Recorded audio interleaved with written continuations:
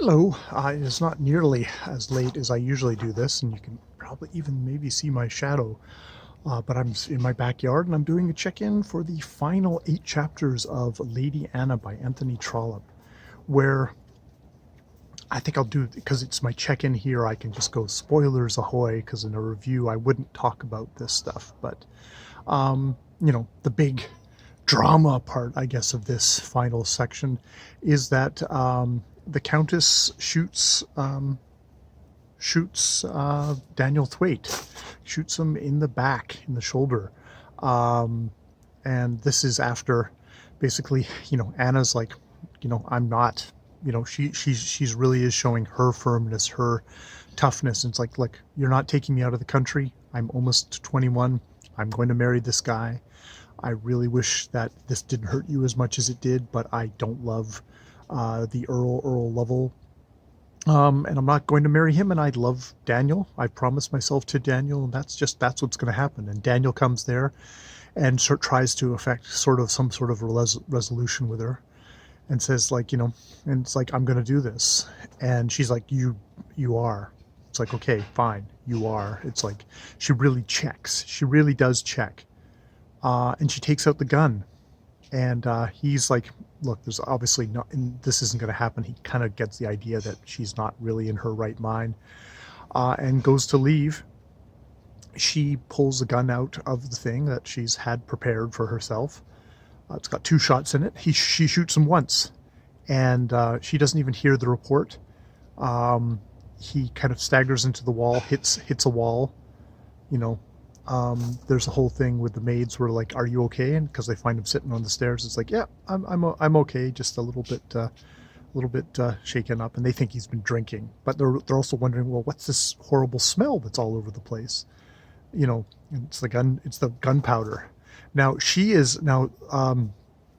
the Countess is back in the room, and she's like, by the second she's done the first shot, basically kind of the power for her to do more is out of there.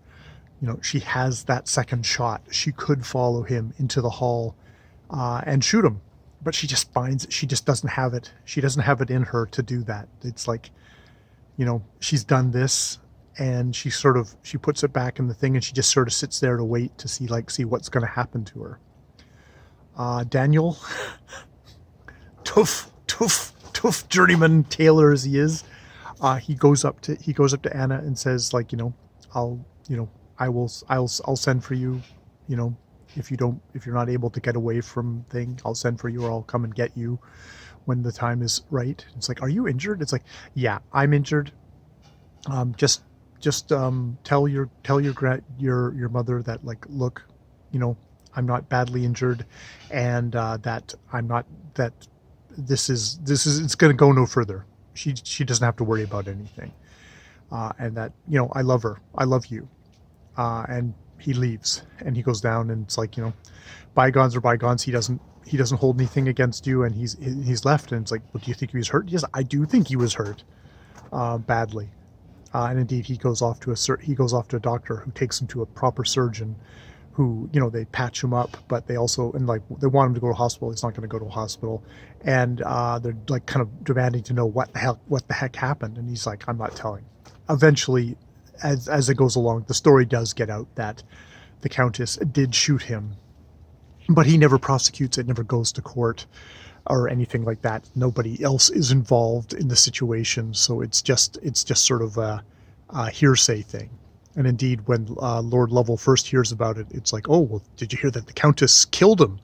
It's like, oh no, he turns out he's just wounded and he's okay, and stuff like that. But there's no cops poking their heads in, but it's like, I love this about Trollope. He's had this in other books where he's had people shoot at other people, but it's like they bungle the shot because they're not good shots. And I mean, the Countess has never shot a gun before in her life, so she's really not gonna be. It would have been the dumbest of luck if she'd actually, gotten him, or she would have had to been up close, and then he probably would have wrestled the gun away from her, or deflected it enough. But I just love that it's true with Trollope. It's like, okay, yeah, they bungled the shot, and then it's not like, oh, I'm going to sue you, I'm going to take you to court, or anything like this. It's like, no, it's like, it was regrettable, but like, these are these are the Trollope characters of of you know, he's still like, well, look, you're my wife's mother. I'm not going to prosecute you. I'd still like to be friends with you. And indeed,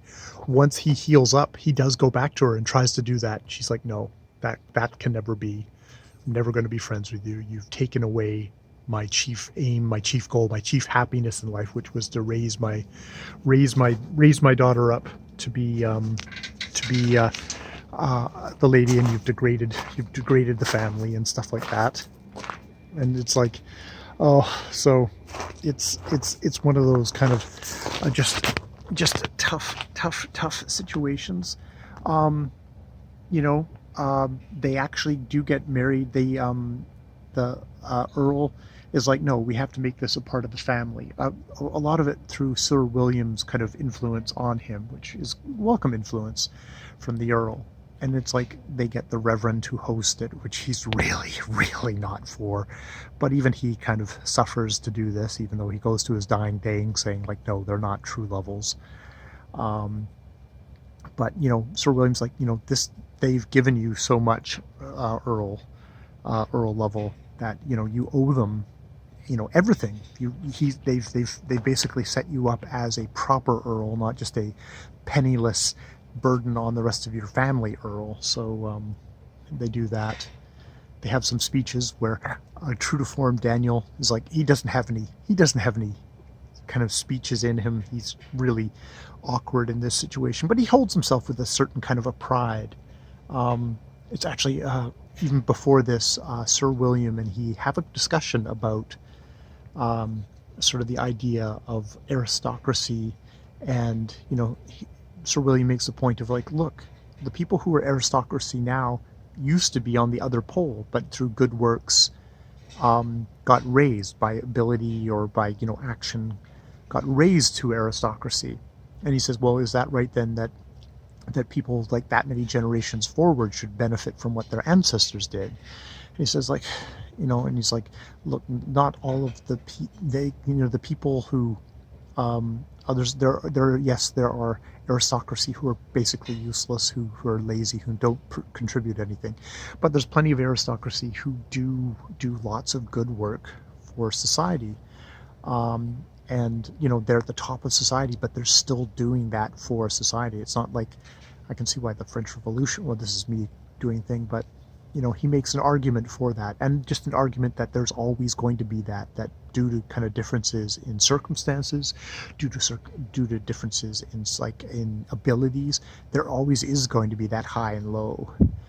And then, yeah, you could have something like the French Revolution where they tried to upturn that like all in one big thing, but they ended up basically going back to aristocracy. Probably even worse with something like with the Emperor Napoleon. He doesn't mention Napoleon, but makes a good argument for that.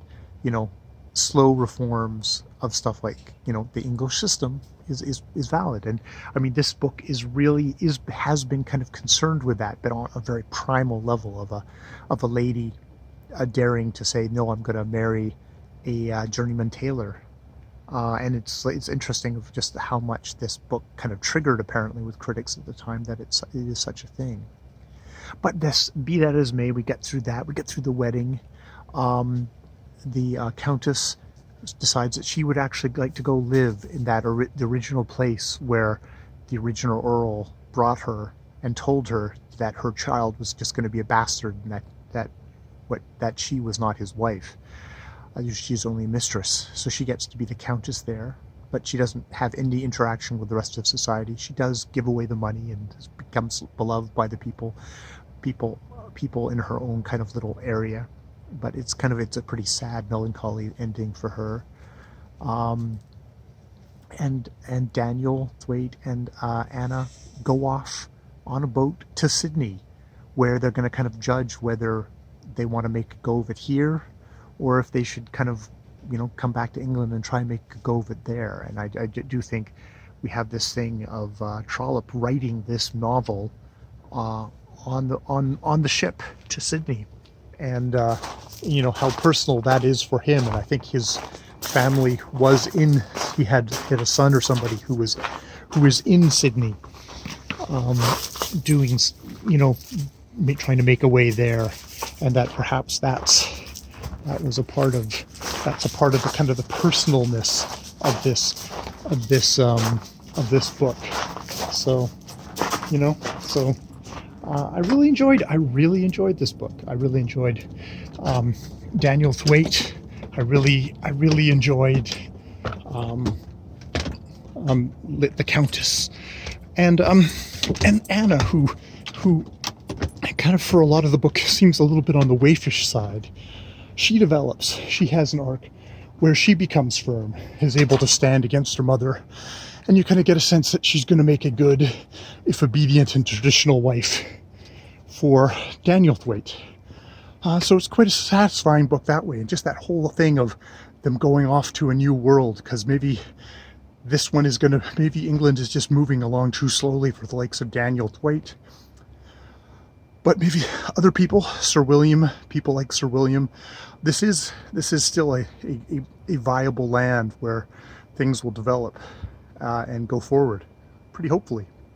All right, more videos later.